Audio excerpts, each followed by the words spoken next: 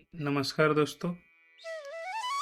दीपावली के 5 दिनी उत्सव में धनतेरस के बाद नरक चतुर्दशी मनाई जाती है। इस दिन को छोटी दिवाली, रूप चौदस और काली चौदस भी कहा जाता है। इस यम पूजा, कृष्ण पूजा और काली पूजा होती है। इस दिन दक्षिण भारत में वामन पूजा का भी प्रचलन है।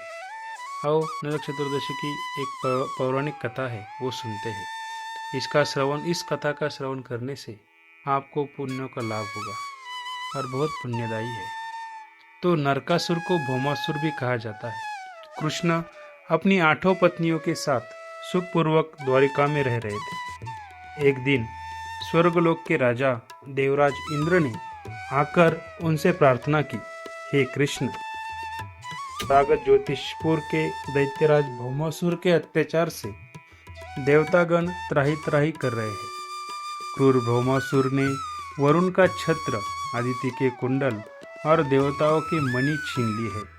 वह त्रिलोक विजयी हो गया है। इंद्र ने कहा, भौमासुर ने पृथ्वी के कई राजाओं और आमजनों की अति सुंदर कन्याओं का हरण कर उन्हें अपने यहाँ बंदी गृह में डाल रखा है। कृपया आप हमें बचाइए प्रभु। इंद्र की प्रार्थना स्वीकार करके श्री कृष्ण अपनी प्रिय पत्नी सत्यभामा को साथ लेकर गरुड़ पर सवार हो प्राग ज्योतिषपुर पहुँचे। वहां पहुंचकर भगवान कृष्ण ने अपनी पत्नी सत्यभामा की सहायता से सबसे पहले मूर दैत्य सहित मूर के 6 पुत्रों ताम्र, अंतरिक्ष, श्रवण, विभावसु, नवश्वान और अरुण का संहार किया।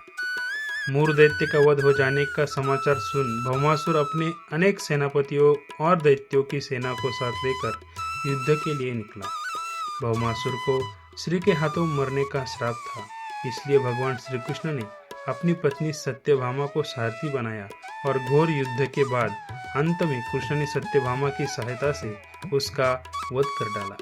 इस प्रकार भौमासुर को मारकर श्री कृष्ण ने उसके पुत्र भगदत्त को अभयदान देकर उसे प्राग ज्योतिष का राजा बनाया। भगदत्त कौरवों की ओर से महाभारत युद्ध में लड़ता है। जिस दिन श्री कृष्ण ने भौमासुर का वध किया था, उस दिन कार्तिक माह की चतुर्दशी थी, इसलिए उसे नरक चतुर्दशी भी कहा जाता है।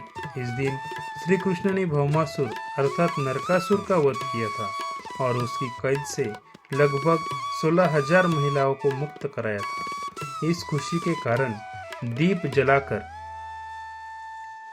उत्सव मनाया जाता है।